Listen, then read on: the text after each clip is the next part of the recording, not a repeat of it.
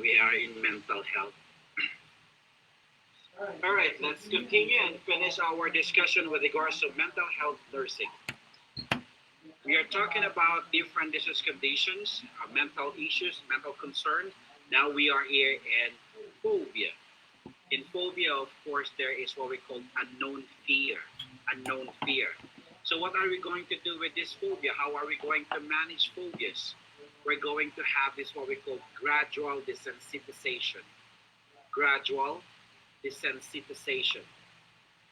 When you say gradual desensitization, you are exposing the person gradually.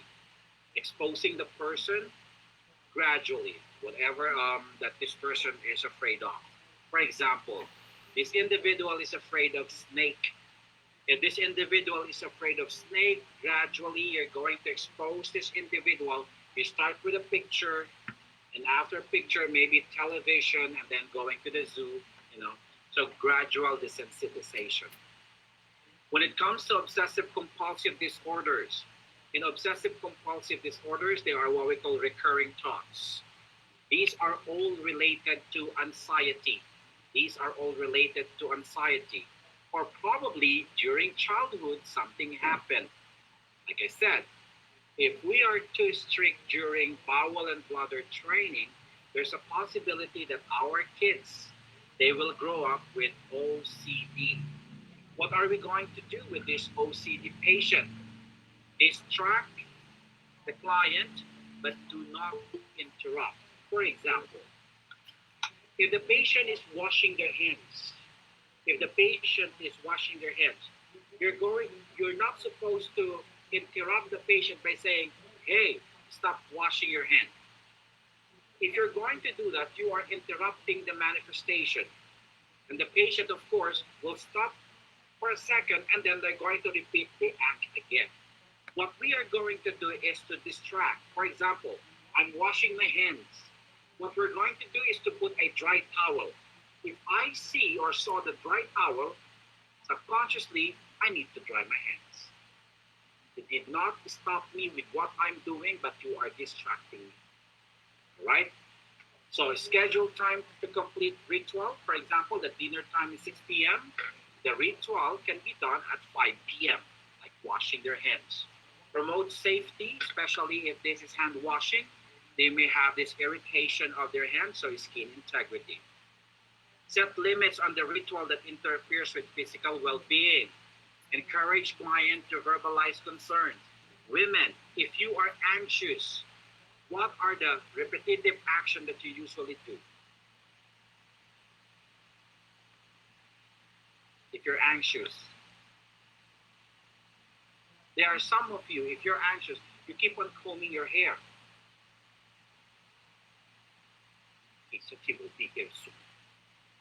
Repetitive action. You're reading the question in NCLEX, and you're having a hard time answering the NCLEX question. What you're doing is this. 1, 2, 3, repetitive action. And that is subconscious.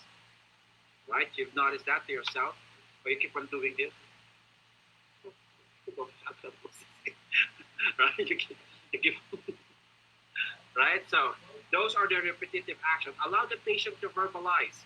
If the patient keeps on pacing in the hallway, ask the patient, I've noticed that you keep on pacing. Can I help you? Right? There are things that they cannot verbalize. There's one resident with mental condition who keeps on pacing. At the very end, what she usually does is do the sign of the cross. Okay? So at the end, she usually do the sign of the cross. She's praying. And then walking again, pacing again. At the very end, sign of the cross. You ask the patient, I've noticed that you are doing this and that. What's going on? Can I help you? All right? There are some patients they cannot verbalize, right? Especially if they have mental condition.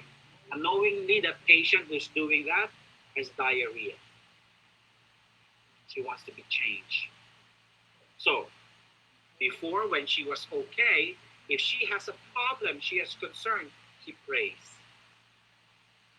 right? So for why she pray, why she's doing a sign of the cross, maybe she has some concern or problem, right? That's why we need to check them. So encourage client to verbalize concern. Establish written contract that will assist the client to gradually decrease the frequency of compulsive behavior. Next, the post-traumatic experience. You want pineapple? Pineapple will help.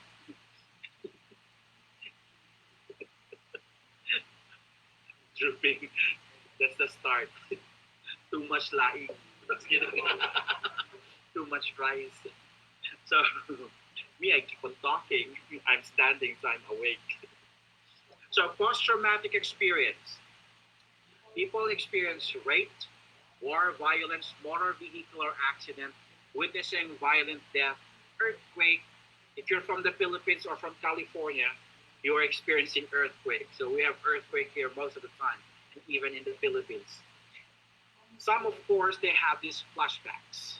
The flashbacks, it could be nightmare, and of course, sometimes they wake up suddenly in the middle of the night, especially those people who came from war. They have this post-traumatic experience. I have a student before that her husband is a soldier from Afghanistan. She said at night time, her husband wakes up and telling everybody, get down, get down. So there's PTSD. So keeps on telling to the husband, no, you're at home now. You're here.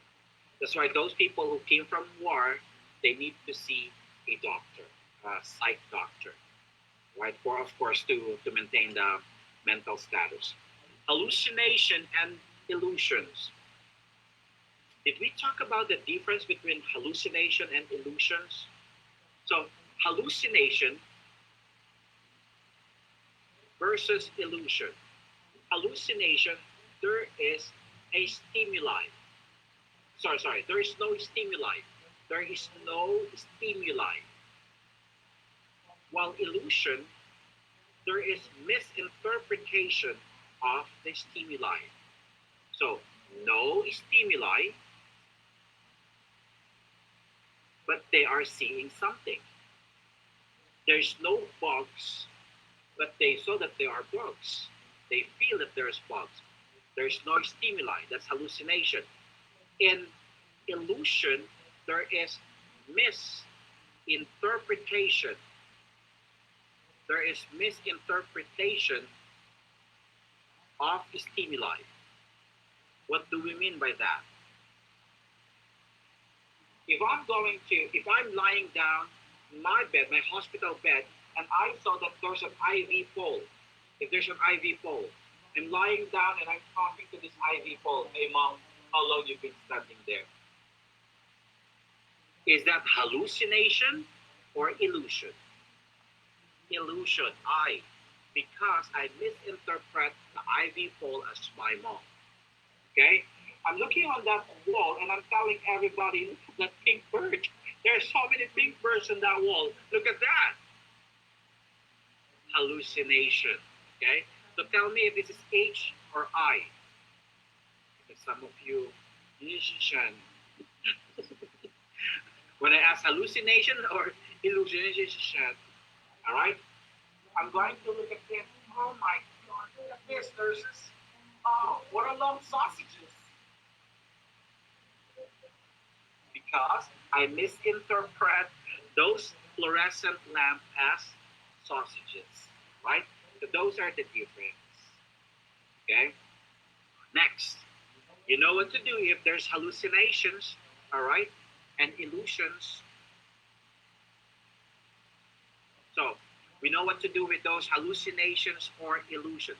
With post-traumatic experience, they may have that. Allow them to verbalize and be there for them. Personality disorders, abusive personality and dependent personality. There will be no abusive if there's no dependent. Okay? So, you're just feeding the abusive personality if you have dependent personality. There are some women or some people, not only women, but also men, They have this dependent personality that even they are being hit by the husband or whoever, they are dependent to this person. They keep on blaming themselves. It's my fault. That's why he hits me. All right. So abusive personality use violent or abusive behavior to cope with anxiety. Do you believe in the saying, if you are an abuser, you were an abused person as well, right? There's a saying like that, but of course, based on our psyche, mental health, that is true. Okay, so the personality must change. The paranoid patient, we talk about paranoid personality. Are we going to touch them? How are you going to prepare your food? One of them, or cover this with transparent plastic. Borderline personality, we talk about this. So, fears of being alone, impulsiveness, relationships, rapid shifts from adoring to cruel punishing. And after hitting, here we go again. I'm sorry, I'm just tired. I'm just tired and I'm bleeding. Antisocial personality. Antisocial, hates rules and regulation. Difficulties with personal relationship. Those people who's doing this vandalism, they don't like rules and regulations in their workplace. Antisocial personality is common in men. Common in men. Borderline personality, based on statistics, is common in women. All right? Sexual disorders. In sexual disorders, we have adaptive and maladaptive. In adult conversation, when you say, when you are performing sexual activity, it must be adaptive. All right? It must be adaptive. And sexual behavior, of course, must be performed by two consenting adults, satisfying and not forceful. That is adaptive. If this is maladaptive, of course, sexual activity will be harmful to self or others, or maybe performed publicly, where in front of Walmart, or sometimes without the consent of involved others, and that is rape. Okay, so that's maladaptive.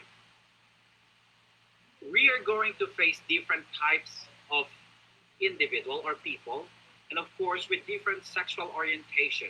I would like to remind everybody, we are nurses, okay? If we are in our workplace, please do not argue about politics. If we are in our workplace, do not argue about politics. Do not argue about religion. Do not argue about cultures and belief. And the last one, do not argue about sexual orientation. Do not say anything about sexual orientation. If you've noticed that this patient is a female and has a boyish manifestation or gesture, do not ask. Right? If this is a guy with feminine side, do not ask.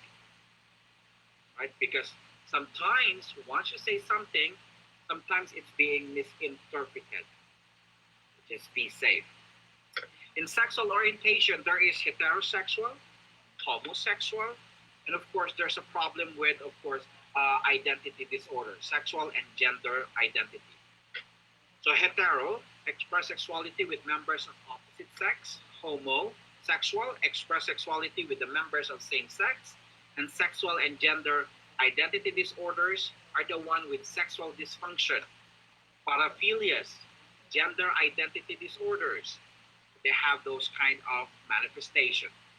Sexual dysfunction, a disturbance during sexual response. There are some people with dyspareunia, meaning to say painful intercourse. This individual or this wife, she said, every time that we have sexual activity with my husband, there's pain.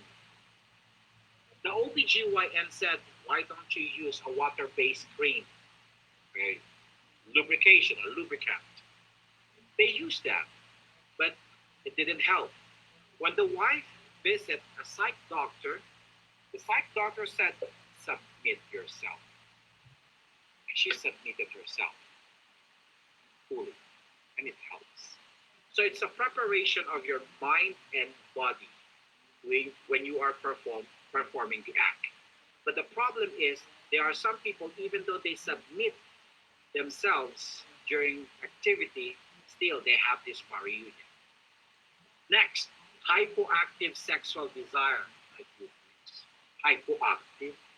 You drop everything.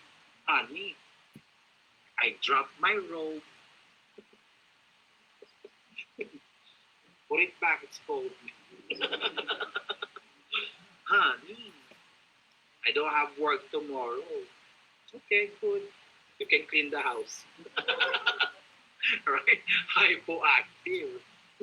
Whatever you do, honey, 24/8. Nothing's happened.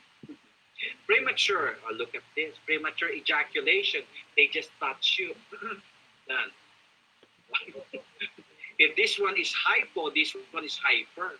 That's why be careful with those people, especially if you are riding a public transportation. Sometimes in the train or even elevator, skin to skin, voyeurism, skin to skin, they have satisfaction. The smell of your hair, your body, they have satisfaction. Even your breath, if they are smelling your breath, they have satisfaction already. Right? That's why you're wondering, how come that we're only like 2 or 3 inside the elevator and this person is squeezing me in the corner? What's going on? All right? So watch out for those manifestations. So look at this picture with the vitality, man vitality. 18 to 29, very strong. 30 to 39, average. Weak, 40 to 55. 56 to 70.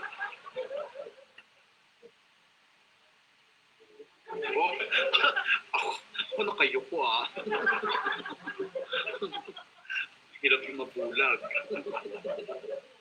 You're judgmental kayo. Alright, paraphilias. Let's go to paraphilias. In paraphilias, group of sexual gratifying activities that are not common to public and are illegal. We need to be careful with this, especially in interviewing our pediatrics. Okay? Pedophilia.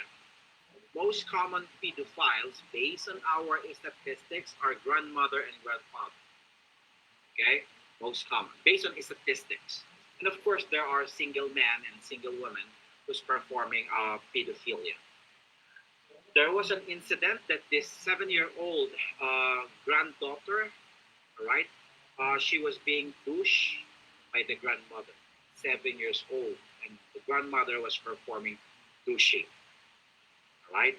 Now, how would you know that this pediatric experienced something from the pedophile, right? From their relatives. Play is the best communication for children. Play is the best communication for children. Like, for example, I'm going to give you this doll, and I have this doll. Come on, your doll and my doll, we're going to give them a bath. Okay?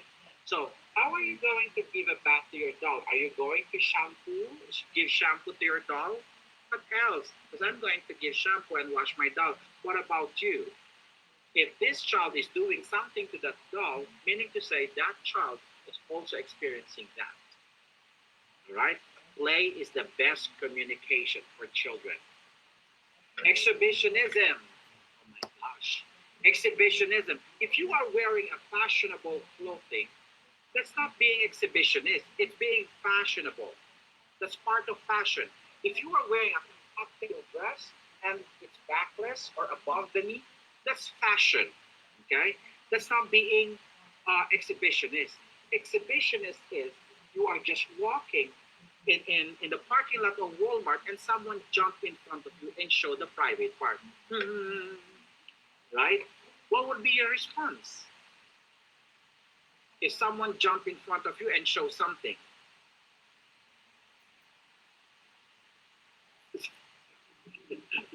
You will be feeling shocked, you will be, right? Or you will be yelling, or you will be walking too fast, right? The best management for that, of course, as much as possible, less reaction. Okay, the more reaction we have, of course, the more that they have dissatisfaction. But of course, in some books, they are saying if there's an exhibitionist, embarrass them. That's one way. You can ignore or you can embarrass them. Voyeurism, viewing. When you say voyeurism, you find ways to see something. Right? That's voyeurism. But if you accidentally saw it, that's not voyeurism. But if you find ways to see something, making a hole, right? You're always there. You still remember during high school days, you put a mirror on your shoes and you check the color of their undies. So voyeurism. Voyeurism is the one that I'm telling you. Of course, skin to skin, rubbing. Fetishism, they have this fetish on a certain object. They love to hold that object. They have satisfaction with that object. Transvestic fetishism, they have satisfaction if there's cross-dressing. Let me play as Catwoman. Let me play as a police officer. The more that they have satisfaction. Okay? Sadist and masochist. Sadist inflicts pain. Masochist receives mental or physical abuse or sexual arousal. Have you heard? I don't know who sang that song. Talk Dirty to Me. Have you heard that song? Talk Dirty to Me. Huh? Talk dirty urinals. Diaper, diaper. See this. Talk dirty, yeah. Oh, I forgot I'm a nurse. Oh, you are? You said talk dirty. There's a funny joke that I have here when it comes to sadists and masochists.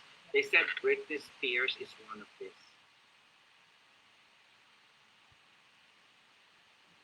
So she is what? Sadist. So she is a sadist because she said, hit me, baby, one more time. Let's move on. You kumita?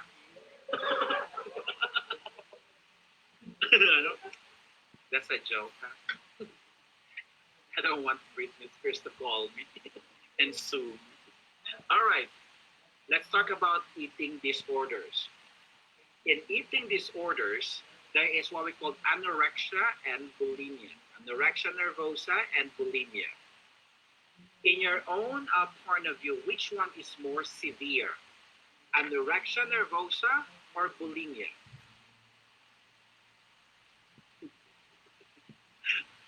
Nervosa or bulimia? Nervosa. Okay? So anorexia nervosa is more severe or fatal compared to your bulimia. Because anorexia nervosa, they have self-starvation. And they have this mental distortion. They have this belief that they are gaining, that they are big. Unknowingly, they are so skinny. Right? So distorted body image. Intense fear of becoming fat, undergo excessive dieting, fasting, or even excessive exercises. Okay? Watch out with the growth and development. Adolescents, of course, they are at risk to this kind of eating disorders. But there are some children as well that at early age, I've read one article that this 4 years old is already anorexic. 4 years old. Imagine. We have one celebrity long time ago, Carpenter, right? She's anorexic.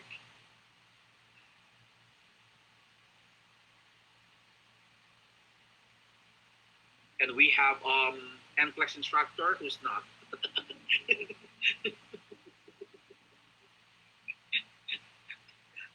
Where's the unconscious of fear of growing up, relentless pursuit of keenness? I don't have that. So look at this. Common in adolescent girls of above average. They are the intelligent ones. Right? They are the intelligent ones. They want to maintain the expectation of the community or the society. Right? The saddest part, of course, they thought that they are gaining, but they are not. They gain, but of course they are skinny. In bulimic, there is binge purge cycle. This disorder is characterized by a feeling of guilt, humiliation, and self-deprecation. Involves self-induced vomiting, use of laxative, and diuretics. Now, both anorexic or anorexia nervosa and bulimia, you need to watch them after eating. Okay? Do not allow them to go to the restroom after eating because they will do something. Right? So, allow them to use the restroom prior to meal or prior to eating. In bulimic, there's Russell sign. As they induce vomiting, there's irritation on the knuckle area. If you induce vomiting, gastric acid will be coming out and irritation of course, esophageal mucosa, known as Mallory-Weiss tears. Do not allow the client from using the bathroom for 2 hours. Weigh the client 1 to 2 times per week. The weight is the best indicator for nutritional status. Make sure that the patient is wearing the same clothing. Okay, the same clothing. Now, with all of those psychiatric condition of our patient, mental status or mental health status of our patient, we need to understand that communication is the number one way or key of treatment. Communication. Allow them to verbalize. If not, of course, those psych doctors, psychotherapy, ECT is the last resort. We have medications, antidepressants. We have 3 types of antidepressants. Remember, we have the MAUI, we have the TCAs, and we have the SSRI. And we are considering them that they are all stimulant. So as much as possible, we're not going to give additional stimulation or another food that may cause stimulation. We have anti-manics medication. The anti-manics, any medication with escalate, lithium, any medication with lit is anti-manic. Moderate sodium diet is the one that we need to remember for lithium. Watch out for lethargy. Watch out for lethargy because of toxic effect. Antipsychotic medication. We have the most popular that they are using, which is Haldol or haloperidol. Do you still remember when we talk about this in our neurological condition, in our Parkinson's? So Haldol, the side effect is pseudo-Parkinsonism. So the antidote for Haldol is Sinemet, levodopa, carbidopa.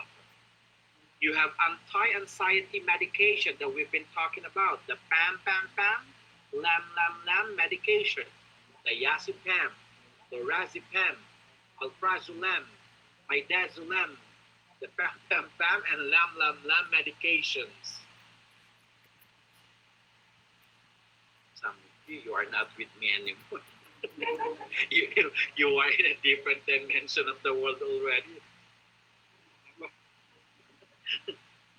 Almost done. Next, alternative therapies. When you say alternative therapies, of course, we have those medications like herbal medications that they can use. So, you're familiar with St. John's wort? The St. John's wort is antidepressant medication. Okay? There's what we call kava.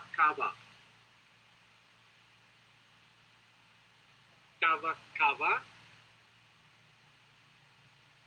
is anti-anxiety medication. If you have tachycardia, kava. So kava. So it lowers the heart rate as well. So anti-anxiety medication. You have, of course, Valeria, muscle relaxant. Valeria, like Valium, muscle relaxant. right? Some alternative antidepressant, St. John's wort.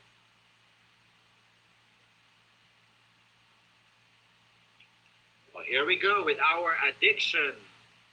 Addiction could be called as drug dependence or substance abuse. We talk about substance abuse when we talk about delirium tremens. Do you still remember withdrawal syndrome? The mother, the baby, facial changes, okay?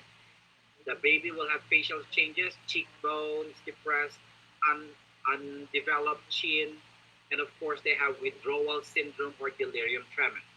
They may have tremors, they may have anxiety or altered level of consciousness if they have delirium tremens.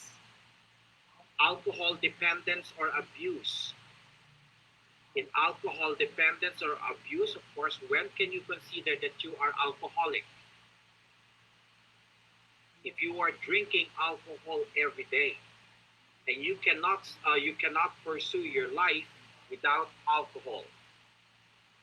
So they said, I'm just drinking alcohol if there's an occasion or for me to fall asleep.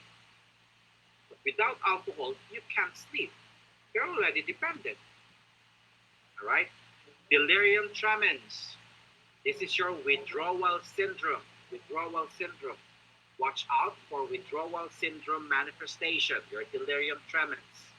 So, watch out for tremors, anxiety, altered level of consciousness.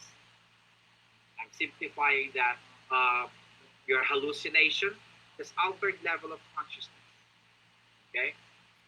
Your shakiness is altered level, is your tremors. Restlessness, that's your anxiety. For delirium tremens, we need to, of course, make the environment quiet, moderately lit environment, reduce stimuli, and of course, reality orientation. You may give medications for this patient with alcohol withdrawal. You can use Librium. You can use Librium. Or you may use Valium. Librium or Valium can be used for the patient with delirium tremens from alcohol. There is what we call Korsakoff's and Wernicke's.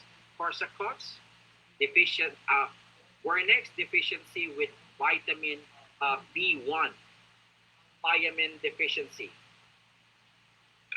That's why we keep on saying, do not take alcohol if you are reviewing. The temporal lobes will be affected. Memory. Korsakoff's, there is short-term memory loss. That's why sometimes they can't remember what happened last night. Are you sure you can't? Yeah, I'm so drunk. I can't remember. I'm so drunk. Okay. Rehabilitation. If you are alcoholic, you need to undergo AA, Alcoholics Anonymous. If you are the support group, for example, the husband is alcoholic, the husband will undergo AA. The support system, like the wife, will undergo Al-Anon or Al-Atin. Okay?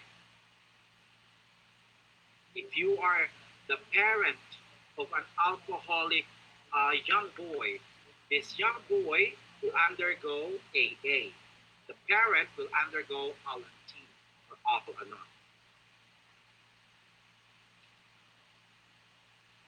For your rehabilitation, they may be using antabuse, disulfiram. If you are using disulfiram, big no-no, do not give anything with alcohol. Do not use anything with alcohol. So the patient must be alcohol-free for 12 hours before administration of disulfiram. No drinking for 2 weeks after the last dose. Why? Because if you're going to use alcohol with disulfiram, there will be a side effect known as projectile vomiting. Do not use alcohol or any form of alcohol if you are taking disulfiram. There will be projectile vomiting as the side effect. That's why they said disulfiram like reaction, disulfiram like reaction is projectile vomiting. Right? Where can you find alcohol aside from the liquor? Where? Sanitizer, okay? Cough syrup, vinegar, right? Rubbing alcohol. Aside from disulfiram, we have naltrexone, almost the same. Do not take anything with any form of alcohol. And like what we said, Librium, Valium can be used for withdrawal syndrome. The last part that we have here, before we go to our break, before you can go back to reality. When are we going to finish this? Okay. Drug abuse. There are so many drugs. Okay? But of course, I'm not expecting you to memorize that, but just keep on keep on reading about this and be familiar. So, let's start with this depressants. Some people, they are abusing depressants or hypnotics, and they love it. Okay? Or what we call downers. They abuse those benzodiazepines. The benzodiazepines are the pam pam pam, lam lam lam medications. Okay? They are not anxious, but they keep on abusing those downers or hypnotics medication. So, if they are abusing this, basically, they're going to have depression, confusion, and it's a downer. They may have withdrawal syndrome again, the same thing. If you have withdrawal syndrome, those tremors, anxiety, and altered level of consciousness will occur. Medication that can be given. If in alcohol, we can give Librium or Valium. Here, in downers, we can give pentobarbital or phenobarbital. Phenobarbital. It's being used for withdrawal. Rehabilitation. If you're going to perform rehabilitation, some places they move this individual from one state to the other. Be careful with rehab because sometimes the visitors are the one who's giving those medications or drugs. So provide quiet environment, monitor visitors, be non-judgmental, accepting with firm attitude, and of course, set limits. Opioid. This one came out, the heroin. The heroin, you're going to have delusion of grandeur. Delusion of grandeur. For memorization purposes, hero. They thought that they can fly. They fly from 27th floor, they die on the ground floor. So heroin. If you are using those opiates, your pupil will be pinpoint, right? Pinpoint pupils. Of course, slurred speech. Some, of course, will become malnourished, criminal behavior, STDs, and of course, HIV or AIDS if they are using the same syringe or IV syringe. Now, there is what we call withdrawal syndrome again. The withdrawal syndrome or delirium tremens, remember, there's tremors, anxiety, and altered level of consciousness. The tremors is being rewarded as cold turkey. They're having cold turkey, they have tremors. I want my opiates. Okay? Clonidine or methadone is being used, of course, for this. maintenance for opiate addiction detoxification. Now be careful with the use of clonidine and methadone because sometimes they're also abusing that. Next, stimulant, uppers. Some of us, we are addicted with nicotine or caffeinated drinks. But we still have amphetamines, amyl nitrate, and cocaine. NCLEX question, it came out. Cocaine versus heroin. Which one will cause STD? Cocaine is the best answer. Okay? One of them will enhance the sexual drive, but more on cocaine. Because cocaine, of course, highly stimulates sexual drive. This is a stimulant, so expect that the pupil will be dilated. Cocaine crack. So syncope, chest pain. So sometimes, of course, there is cardiopulmonary failure that may lead to death.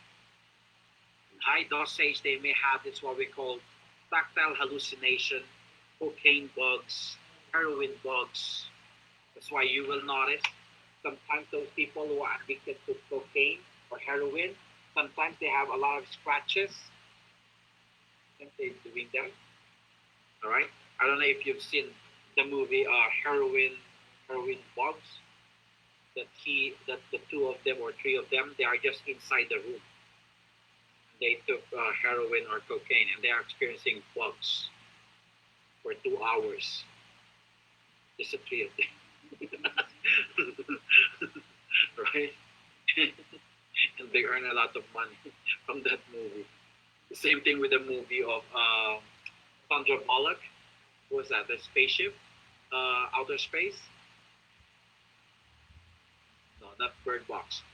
She's in the outer space, right? She's the only one there with, I think, 3 of them are in the outer space. That's it. 3 actors for 2 hours. They earn a lot of money. That's it, right? So they have these cocaine bugs. Of course, we need to bring them back to reality. Bring them back to reality. Hallucinogens. Oh my goodness. So here we go with hallucinogens. Psychedelics, marijuanas, LSD. We have the MDMA here. Are you familiar with the methylene dioxymethamphetamine? Oh my goodness, what a long name. Methylene dioxymethamphetamine. Let's shorten this by calling this one as ecstasy. So that's your ecstasy. All right. We also have the mescaline, psilocybin, of course, from peyote cactus, mushroom, and of course, ketamine. Here's what happened. They may experience different manifestations. They may experience, of course, dilated pupils, euphoria to depression. They are elated. Once they took the substance, they are elated. They are hyper. They're jumping. They're happy.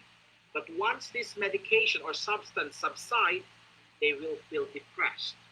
If they will feel depressed, they will have suicidal thoughts.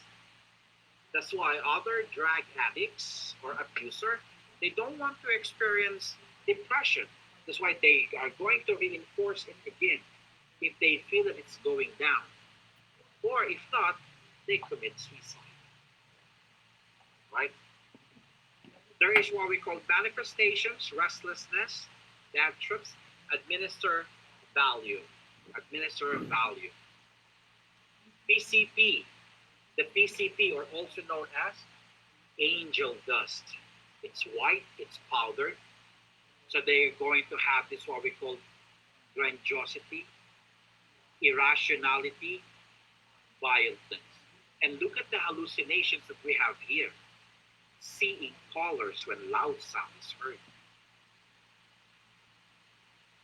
Imagine with angel dust, they are able to see colors when loud sound is heard. For example, if I'm going to say hello, they are seeing colors. They heard loud sound. So when they took this and they go on clubbing, they enjoy it, right? So seeing colors when loud sound is heard. Look at the other one that we have here, the LSD. What's the hallucination in LSD? Seeing sounds or hearing colors, melting walls. Imagine they are able to see the sounds. So when I say hello, there will be flashes probably. I don't know what they're seeing. All right? Seeing sounds. When they see red colors, there's a sound. Hearing colors. And no wonder there are some people who keeps on jumping against the wall. They thought it's melting, but it's not. Okay? Next, your methylene methamphetamine, or also known as ecstasy. They have this what we call altered growth and development, bruxism. What is bruxism? Yes, clenching or grinding teeth. Right? Nausea, blurred vision, chilling, and sweating. So, if you're going to use ecstasy or methylene methamphetamine, the brain, of course, will be damaged. And once you damage the brain, that is irreversible. You cannot bring it back. Right? You will not be able to bring it back. So, MDMA affects level of serotonin on the brain, causing euphoric effects to 4 hours. But of course, the brain will be damaged, and it's irreversible. So long-term effect of MDMA on the brain could damage the serotonin sectors, which are responsible for memory, anxiety, sexuality, sleep, appetite, and aggression. Ketamine. Ketamine is being used, of course, by our doctors, anesthesiologists, vet. This is anesthetic drug for human and animal. Can be snorted or injected. Amnesia, it will cause amnesia, impaired motor function, delirium. It has powdered form or liquid. I still remember when I was working in the emergency room way back in the Philippines. I have this co-worker that if the doctor's order is 1 milligram of volume, if I'm not mistaken, if the volume has 1 milligram and the doctor's order is 0.5, so there's a remaining, right? He's going to keep that. So you will notice in one cabinet there's a lot of those excess or those that needs to be thrown away, but he's not throwing it away. He's taking it whole. And I asked him, "You're taking that?" "Yeah, for me to fall asleep." Really? Yeah. A drug addict. They can, for us, or like for me, I hate injections, so I can't do that to myself. He's doing that to himself. And then he went to Saudi Arabia with our friend as well, a co-worker as well. When he went there, he had cardiac arrest. So his roommate opened the mattress or turned the mattress up, and under the mattress there's a lot of empty bottles. It's kind of crazy. So ketamine, of course, is part of anesthesia, or being used for anesthesia to enhance narcotics, to enhance the other medication. Mescaline and Psilocybin. I don't want you to go to your backyard or go to ranch market just to look for cactus or buy mushroom.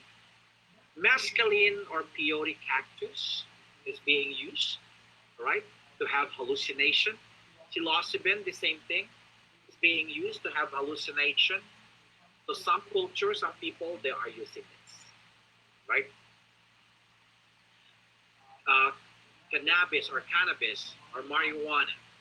The cannabis used as analgesic, antiemetic, tranquilizer, antispasmodic. There are some states that they are allowing the patient to use cannabis or marijuana. Okay, they are allowing the state, but not the federal. So we have two regulations that we need to follow. There are some, of course, for medical purposes. For recreational, there are some states it's okay, but the federal,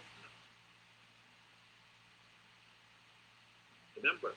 And if you are being caught by the police officer, they are not state police officer; they are federal police officer, our DMV.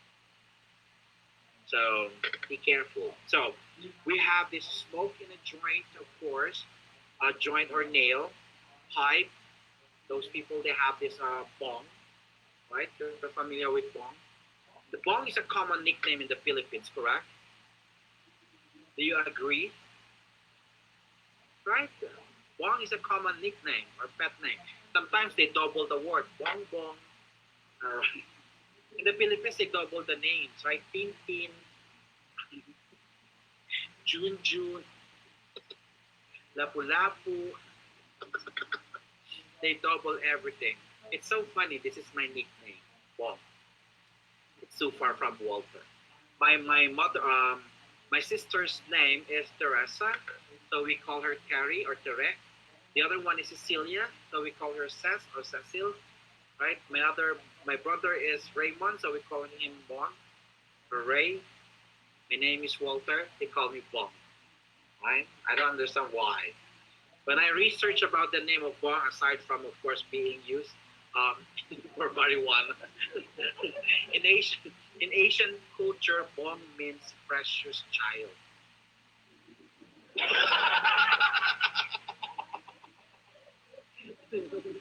Research ko talaga yan.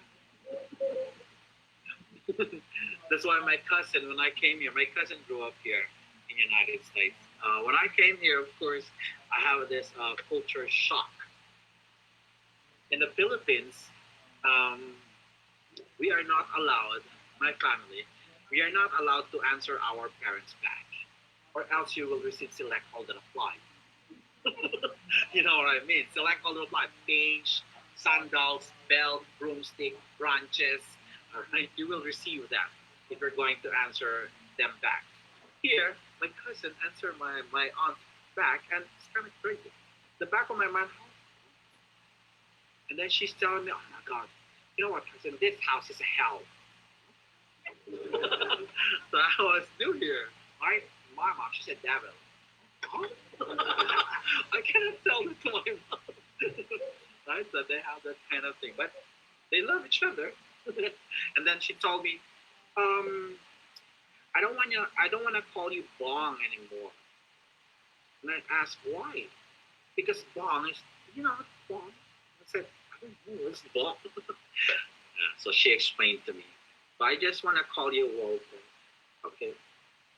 So from then on, everybody's calling me Walter.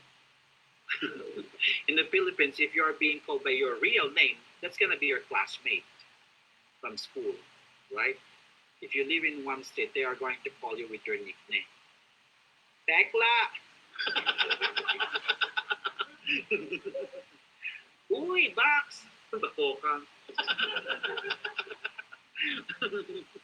So they call me Bong, right? So distorted perception, poor problem solving, memory and learning, uncontrolled laughter. That's why I'm not allowed to take any drugs. Imagine if I took marijuana, what will happen to me? If you took marijuana, you're going to have uncontrolled laughter, dreamy and sleepy, referred as being stoned. Oh my goodness. That's part of my genes already, my DNA. Imagine if I took one of this, I'll be running in the freeway naked. Gosh, you will be seeing me in Fox News. Caught by the police officer, Teletubbies. All right. Now, when we talk about mental health nursing, always remember this: we maintain safety. When we talk about mental health nursing, we maintain safety. Safety, ourselves as well as to our patient. We put here, this restrictive environment is best for psychiatric clients. This is the one that I'm telling you guys. The more that you seclude them, the more that they're going to become agitated. Right? Yes.